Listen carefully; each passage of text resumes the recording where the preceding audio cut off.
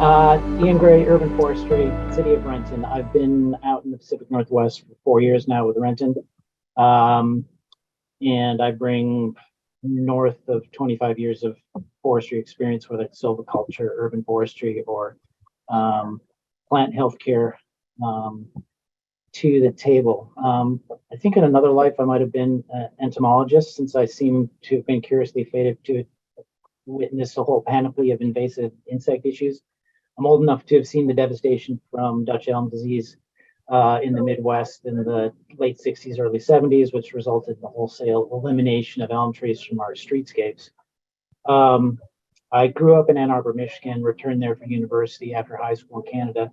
I wasn't living there when EAB showed up in 2006, but my dad sat on the forestry board there and kept me abreast of what was going on and witnessed it myself. I mean, it's dire for a city when they've got big monocultures like that. In Ann Arbor, every 2 out of 5 street trees were ash trees, so the impact was devastating. I lived in Colorado from 2001 to 2019, so I saw the impact of mountain pine beetle across lodgepole stands throughout the Rockies. More recently, they've had issues in Colorado with spruce beetle and Doug fir beetle. At the time, I was working for a bespoke private tree company in Aspen, and briefly ran their plant healthcare division. So I became pretty well versed with various chemical applications to treat invasive insects. But of course, some of these are natives, as we know with the bronze birch borer, and that's the case with the insect I'll be talking about today. As I segued out of the private sector, I ended up in Colorado, my first urban forestry job in Claremont, city of trees and PhDs, ran smack into an outbreak of another Southeastern Asian beetle, Polyphagus shot-hole borer. We ended up doing an emergency request city council and attempt to get in front of it, treated over 2,000 sycamore trees with trunk injections. I was only there for a year, so TBD as to what's happened with that, but I'm just trying to manage it as they go, as is often the case with these things. Pernicious thing about that insect is it primarily attacks healthy trees, and it's attacked over 200 species. Not good. The current insect problem here in Renton is, shall I say, less worrisome, given that it's not so much of a monoculture street tree palette or inventory. But it still has salutary lessons in terms of monocultures and climate change and increasing aridity. By way of an introduction to this pest, I am reminded of the following. When I had a little private tree service in Colorado, I was removing some pinyon pines from our property. I was sheltering behind the truck in the shade at lunch, and the feeding of the beetles still in the slash that was stacked in my truck was audible. I mean, you could literally hear them munching through the brush that was stacked in my truck. Wow. And as it turns out, that is pinyon ips, which is a very close relative to the insect we're talking about today. Pinyon ips is also of the Fivespined ips family that we're going to be talking about. And let's go into that. Okay, we're talking about Ips paraconfusus, California Fivespined ips. Closely related species is confusus, which is the pinyon ips.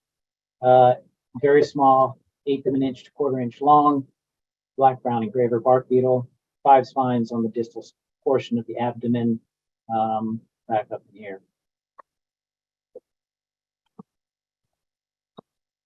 Where are we seeing this? Well, this is the 2010 forestry insect disease leaflet from 2010.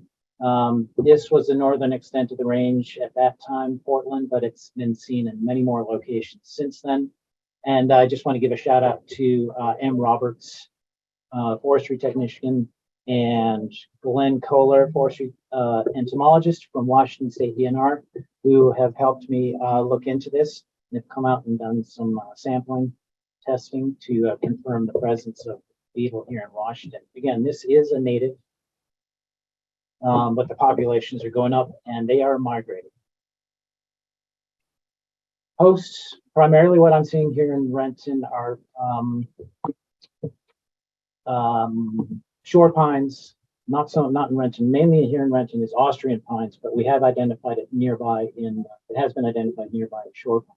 But Paraconfusus attacks a whole range of native pines, as you can see here. And I have had a conversation with a private contractor in recent weeks, and they think they're finding it in limber pines in Clyde Hill, Bellevue area. All right, this is the Renton location. This is a kind of unusual monoculture. It's a stand, 100+ trees next to the Renton Technical College. I've also got it confirmed in a smaller stand down near the I-405.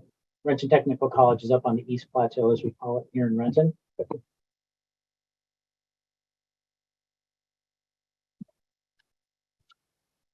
This is a slide courtesy of Glenn Kohler from Washington DNR. So you can see it's a little bit small, tough to see, but basically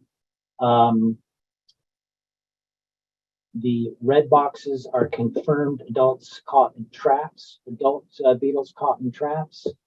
And the blue dots are the most recently detected pine trees from this year, essentially.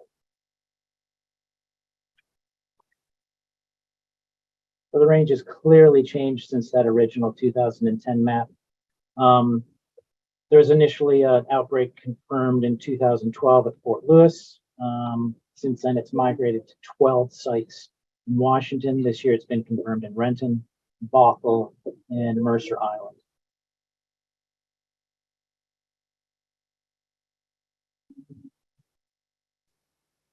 This is a photo from the, again, that same forestry leaflet.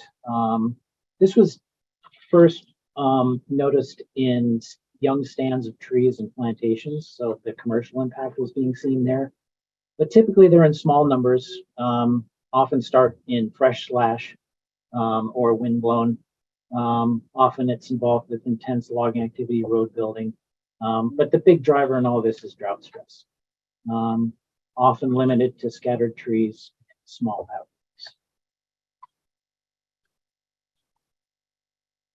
Mortality, as you will probably guess, similar to mountain pine beetle, due to girdling from gallery creation and larval feeding, tunneling, as well as the spread of blue stain fungus.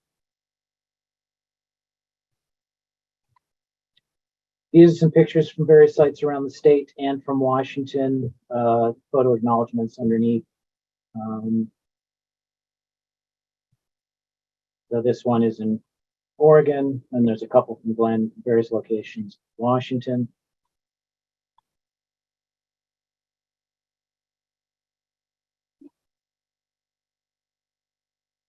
All right, now we are back in Renton, and this is what it looks like in this stand of Austrian pines. Color change from deep green to dusty green, tip dieback. It often starts as a top kill and then leads to whole tree mortality. So this gap here is where we've slowly been removing trees. I'm hoping that gaps along this row will hopefully slow them down, TBD. All right, this is what it looks like. Now, the exit hole, unlike mountain pine beetle, where you will see pronounced resin tubes or pitch tubes, this doesn't happen here. And we think that's because the blue stain fungus inoculates the outside of the entry hole and prevents the production of resin. The frass can be found on down trees. It's a little bit easier to see. It accumulates on standing trees. It often blows away or washes away. So it can be harder to see, but it's often a more sort of orange color. But the important thing is here, you don't often see pitch tubes, or you don't actually see resin very often, which makes it challenging. All right, I struck it lucky. This is a bark sample I pulled off of one of the Austrian pines at the Renton Technical College. And the defining characteristic of Ips is this very distinct Y-shaped or tuning fork gallery for the nuptial chamber. You can see the outline here on the left inside this red circle. This is a close-up from the FILD brochure. Eggs are laid along the arms and then they branch out with there. This is unusual because this was taken low down on the trunk, about chest height. Usually this will be higher up in the tree where they start.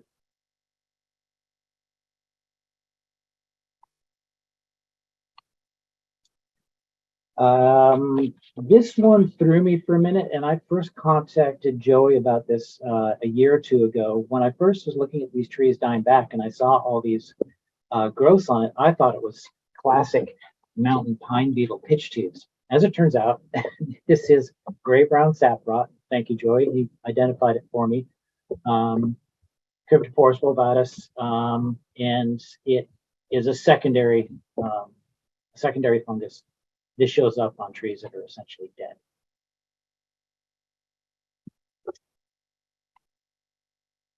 I thought this might be useful. These are sequential photos, just to sort of show you the progression. So the picture on the left was from, I'm trying to remember, that was from September last year. And this is from earlier this year. So roughly a 6-month period. And it shows you the progression. The tree was actually buried in the middle. We removed a few more, and now it's progressing beyond.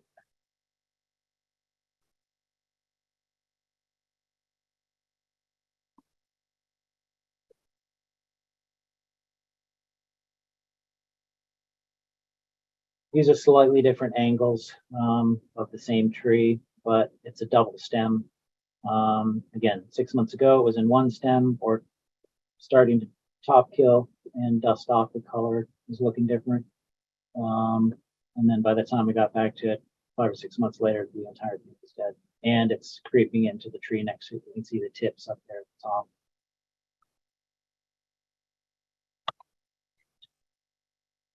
The perspective on this one's a bit weird. In the photo on the right, these trees are leaning out of the road are all ash trees. I've actually ended up removing these. I was going to try and restructure the trees with some corrective pruning, but then emerald ash borer pitched up and I was like, you know what? I'm going to spend my money once, and I just preemptively removed probably 20 ash trees along this row here.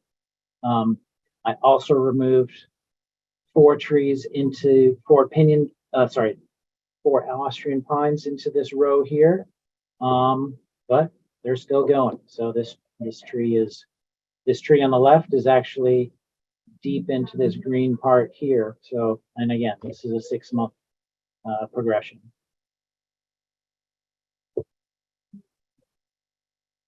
Okay, I thought this might be useful. So really, if you take anything away from this and you are able to take bark samples, this is a really useful way to identify this. You got to take the insects to the lab and get Washington State DNR to help you. They'd be happy to take samples and come out and have a look. Here's the bottom picture is our Fivespined Ips. That's that Y-shaped tuning fork gallery, really distinctive. I'll let you guess what's going on here, but that's mountain pine beetle on the left. Middle is spruce beetle, and on the right is Doug fir beetle. So the shape of the galleries is a really key way to start the identification process with the beetle that you're dealing with. And just to back up a second, so to give you an idea of the progression that we're dealing with here, I removed 1 Austrian pine tree in 2022. I removed 2 in 2021. I removed 12 in 2022. And I'll be removing a further 10 this year. And that includes adjacent live trees that aren't showing obvious signs yet. But as I said before, I'm trying to increase these gaps between in this row of trees, and we'll see if that helps slow them down. We'll talk some more about mitigation further down. Okay, lookalikes part 2. So on your left, classic popcorn on the bark from the pitch tubes from mountain pine beetle. really distinctive sign of an infestation. Photo below it to the right are what I call stringers, resin stringers.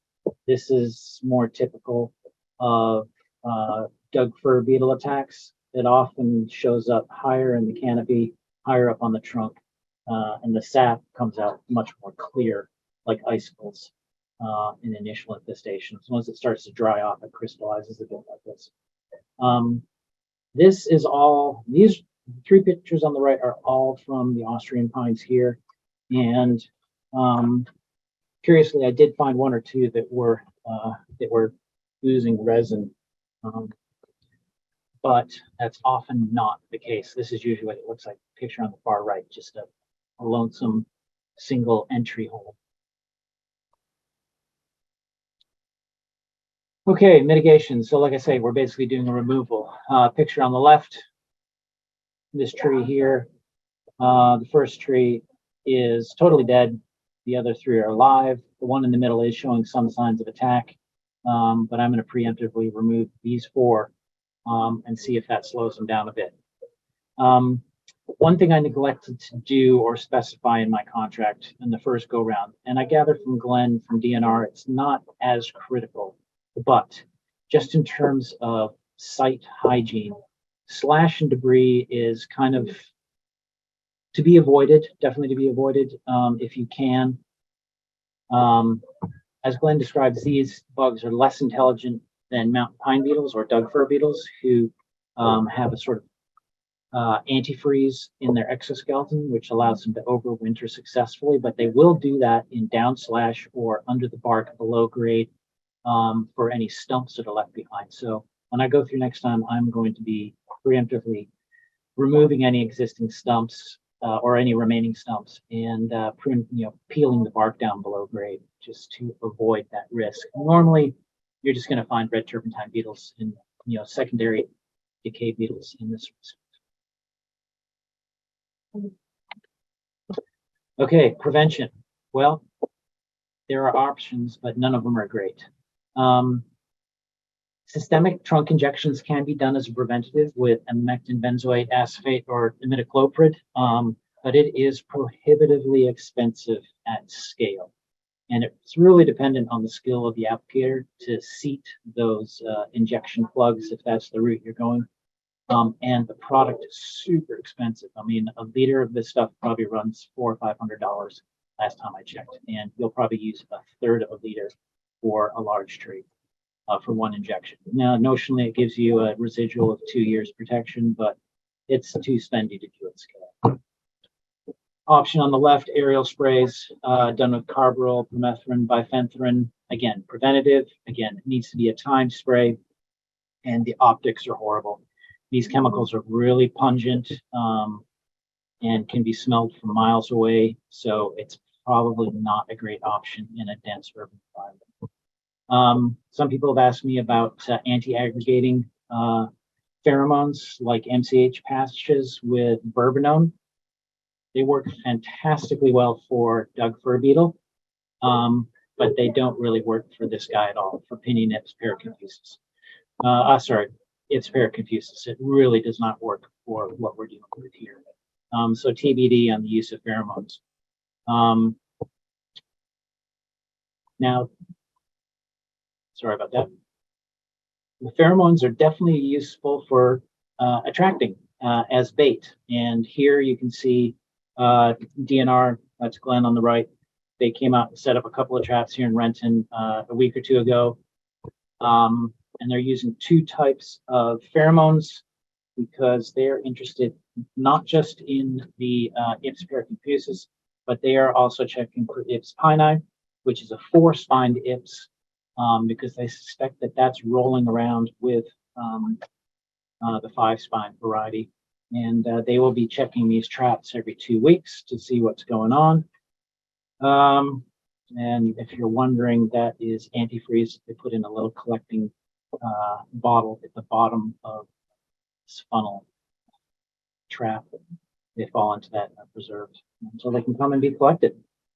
I'm probably running pretty close to being out of time, but Yeah, thanks everybody. And again, thanks to M. Roberts and Glenn Kohler from Washington State DNR.